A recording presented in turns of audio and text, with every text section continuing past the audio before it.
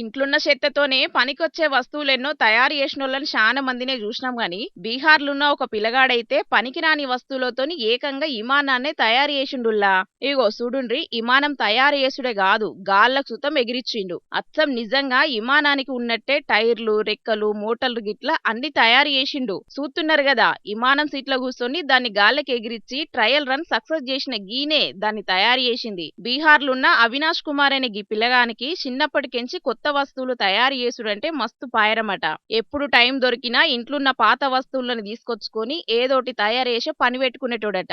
ఇక ఇప్పుడు గా ఇష్టమే విమానాన్ని తయారు చేసే స్థాయికి తీసుకొచ్చింది. పెద్ద పెద్ద శాస్త్రవేత్తలే పర్షాన్ అయ్యేటట్టు కేవలం 7,000 రూపాయలతోనే తయారు చేసిండట గీ విమానాన్ని. దీనికోసం ఎసొంటి ల్యాబ్లు సుతం వాడలేదట.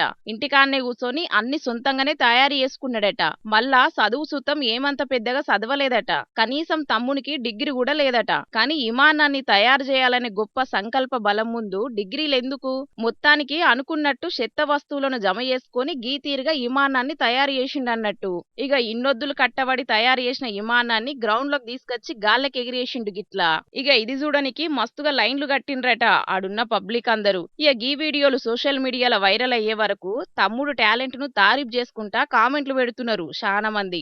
7,000కు సైకిల్ సుతం తయారు చేయలేని గీ జమానలా ఏకంగా విమానాన్నే తయారు చేసిండంటే తమ్ముడు నిజంగా చాలా గ్రేటేనని అనబట్టిండ్రు ఇంకొందరు గిది చూసినోళ్ళు. కానీ పట్టుదలతోని ప్రయత్నిస్తే అనుకున్నదేదన్నా సాధించొచ్చని గీ తమ్ముడు మల్లోపారి రుజువు చేసిండు పోన్రి.